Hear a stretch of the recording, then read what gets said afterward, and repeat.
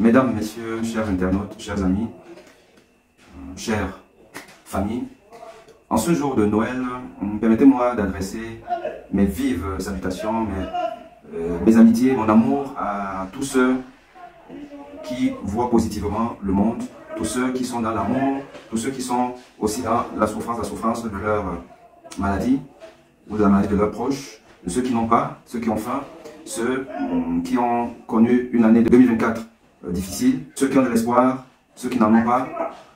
Permettez-moi d'adresser ces vœux les meilleurs à tout le monde, en espérant que cette fin d'année va nous annoncer une année 2025 encore moins souffrante pour ceux qui ont souffert, encore plus joyeuse pour ceux qui ont vécu une année 2024 joyeuse.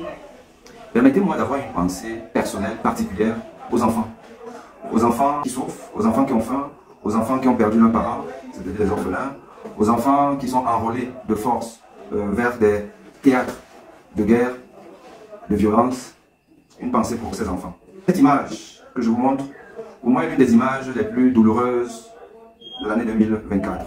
Et comme nous sommes le jour de Noël, et que Noël, c'est pour les enfants à qui nous devons offrir des cadeaux, le cadeau que je voudrais offrir à tous les enfants du monde, surtout les enfants nécessiteux, ceux qui souffrent, ceux qui ont faim, je voudrais leur offrir un cadeau d'espoir. L'espoir que les peuples du monde vont être plus regardants sur qui les dirige, être plus exigeants dans l'alternance de leur gouvernance. Or, nous savons que ça piétine partout. Ça piétine en Europe, ça piétine en France, ça piétine en Afrique. Et nous n'avons que les dirigeants que nous méritons. Nous n'avons que les dirigeants que nous méritons. C'est nous qui les choisissons. Même si parfois ils s'imposent. Mais ils s'imposent parce que nous les laissons s'imposer. Il est inadmissible qu'après presque 70 ans d'indépendance, que des vidéos comme celle-ci circulent encore, où on voit des associations humanitaires venir à la rescousse des pauvres, des familles pauvres, des gens qui n'ont pas à manger, qui n'ont pas le pain, qui n'ont pas l'eau, qui n'ont pas les médicaments. Et nous applaudissons. Nous applaudissons leur magnanimité. Mais magnanimité qui est contre-productive.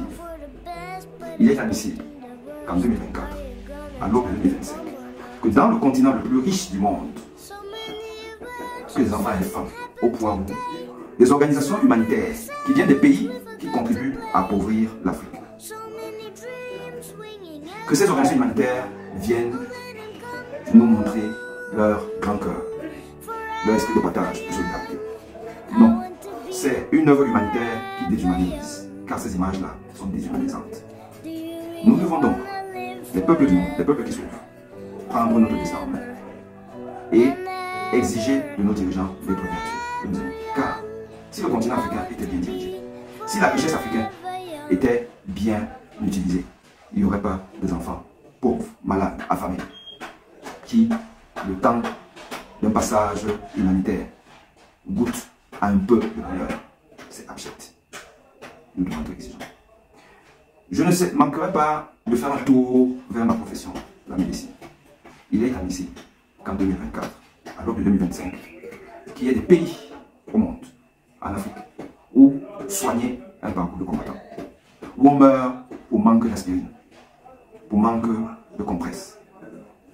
Il est admissible que dans plusieurs pays africains encore aujourd'hui, les patients qui souffrent de ralentissement du cœur, appelé bradycardie, qu'on soigne définitivement par un simple pacemaker, qu'il y ait des gens qui meurent parce qu'il n'y a pas de possibilité d'implanter un pacemaker. Et que même dans des pays où on peut, ce n'est pas à la portée de tout le monde.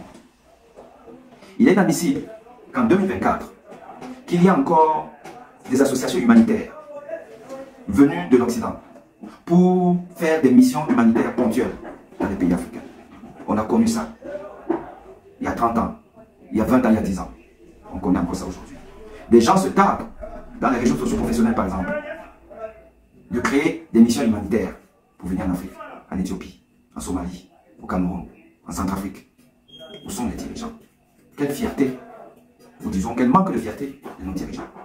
Et nos médecins, nos professeurs de médecine, ceux-là qui préfèrent s'accommoder de la France-Afrique, qui préfèrent s'accommoder du néocolonialisme, qui préfèrent mettre de côté leurs frères qui voient loin, qui voient grand, qui voient autrement, pour dérouler le tapis à des néocolons, à ces médecins occidentaux qui, au lieu d'accueillir dans leur laboratoire les médecins africains, les former et les accompagner dans leur implantation, dans leur retour au pays, préfèrent juste venir faire des missions.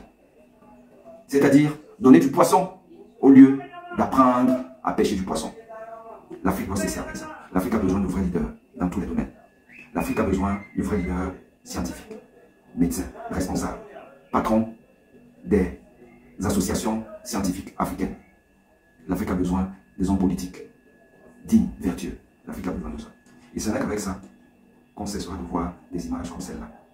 Je souhaite à tout le monde bonne fête de Noël et par anticipation, bonne entrée à l'année 2025 qui, j'espère, sera meilleure pour tout le monde. À très bientôt.